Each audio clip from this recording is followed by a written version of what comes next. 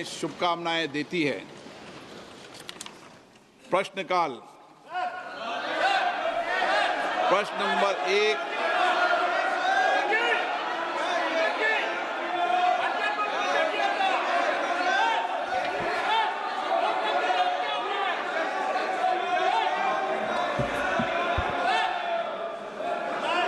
अध्यक्ष जी,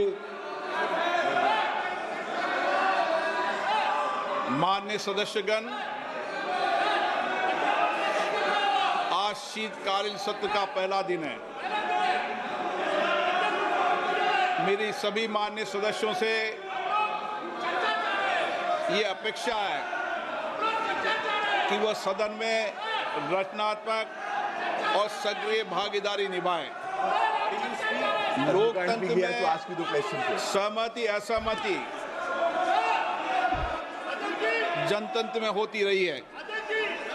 वैचारिक मतभेद भी होते हैं, लेकिन उसकी चर्चा संवाद से उसका समाधान निकलता है। मैंने पिछले सत्र के अंदर भी आप लोगों से आग्रह किया था कि हम दुनिया के सबसे बड़े लोकतंत्र हैं, हमें अच्छी परंपराएं, अच्छी परिपाटियां डालनी चाहिए।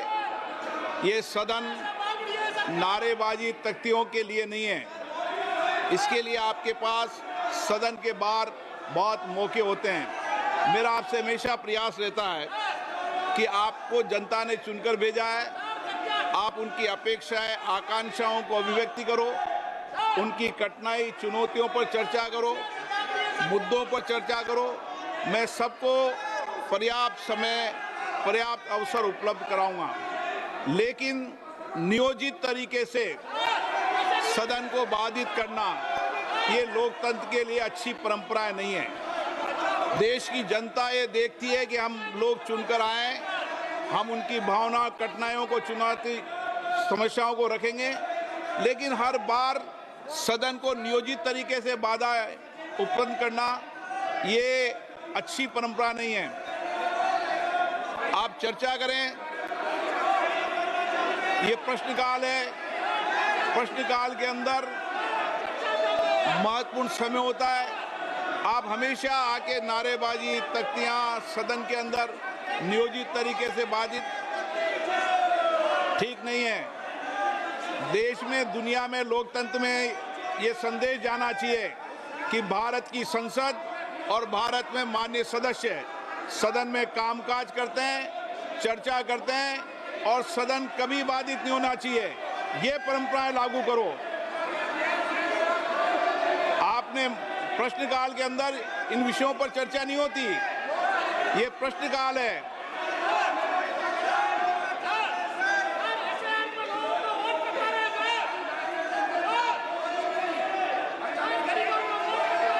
वोट के बाद फिर वोट लोकतंत्र में भागीदारी निभा दी है लोगों ने, और लोकतंत्र में भागीदारी हो जाएगी।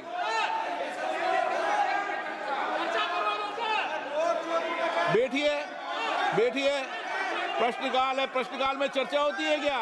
नो। अच्छी परंपराएं लागू करो। आप वरिष्ठ नेता लोग हो, अपनी सीट पर विराजे, सदन को चलने दें।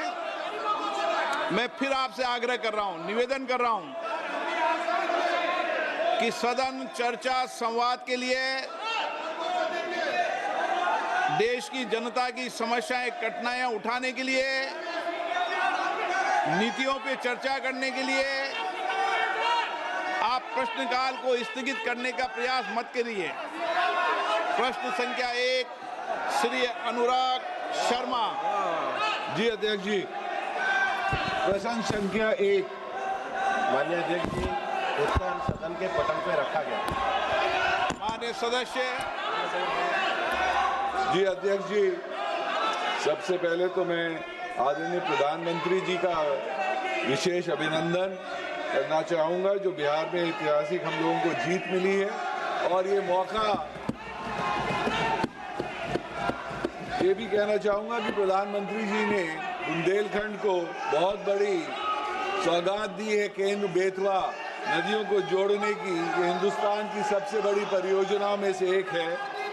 माननीय मंत्री जी ने एनवायरमेंटल क्लियरेंसेस को लेकर बहुत विस्तार में मुझे जवाब दिया है, पर आपके माध्यम से मैं माननीय मंत्री जी से सप्लीमेंट्री पूछना चाहूँगा कि सप्लीमेंट्री में माननीय मंत्री जी जो केन बेतवा रिवर लिंक की परियोजना है, इसमें जो उत्तर प्रदेश और मध्य प्रदेश के जो बुंदेलखंड के क्षेत्र हैं, उसमें हमको इस क्षेत्र के लिए कितना पानी आवंटन होगा।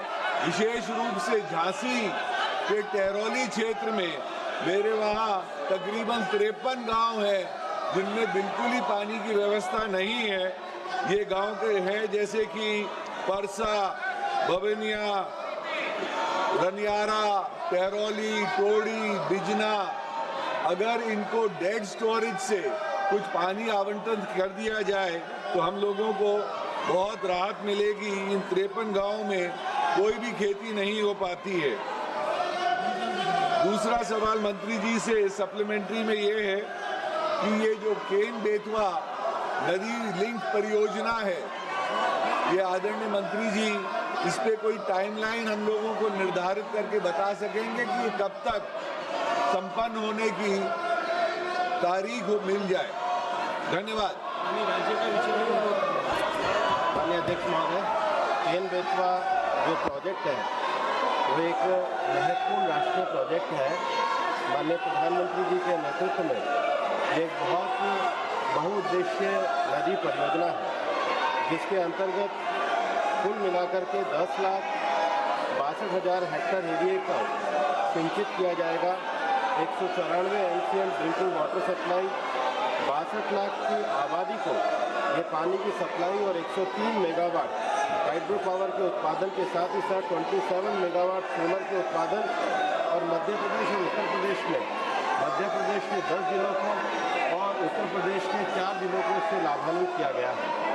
हमारे मंत्रालय द्वारा इसकी पर्यावरणीय स्वीकृति दी गई है और यहाँ के जो बायोडाइवर्सिटी है, फ्लोरा फोना है, यहाँ के जो स्पीशीज है और यहाँ के जो पार्क है, उसके लिए जो मिटिगेशन मेजर्स हैं वो हमारे मंत्रालय द्वारा किए गए हैं। शेष सभी जो कार्य हैं वो राज्य सरकार और ये जो पानी का वितरण है ये उनके मंत्रालय के संबंध में है, इसलिए इसकी जानकारी उनको वहाँ से मिलती है। माननीय सदस्यगण, ये प्रश्नकाल है। मैं पुनः आग्रह कर रहा हूँ, जनता ने आपको नारेबाजी करने के लिए नहीं भेजा है, सदन चलाने के लिए भेजा है। मेरा आग्रह है कि आप सदन चलाने में सहयोग करें। मैं आपके हर मुद्दों पर चर्चा करने को तैयार हूं। सदन नहीं चलाना चाहते, सदन में चर्चा नहीं करना चाहते। Anurag Sharma second supplementary.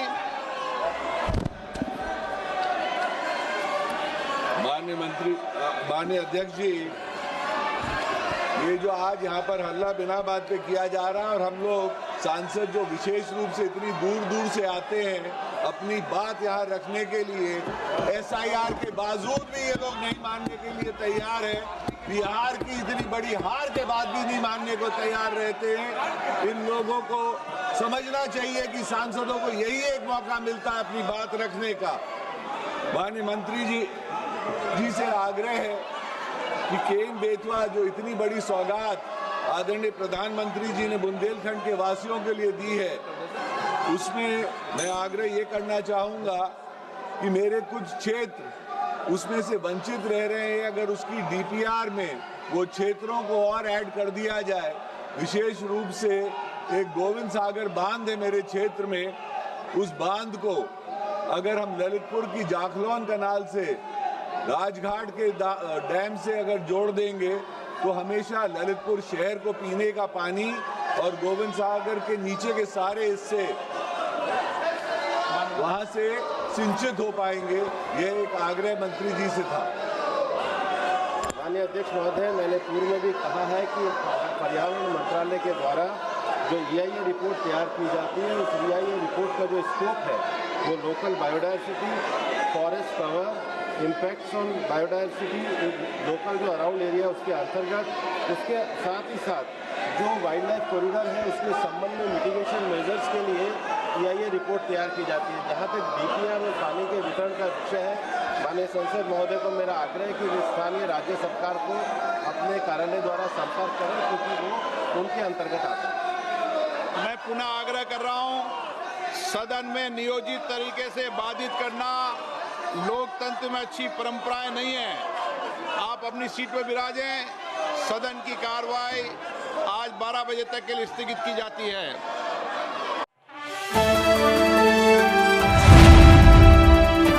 The Indian खबर, सच आपके सामने।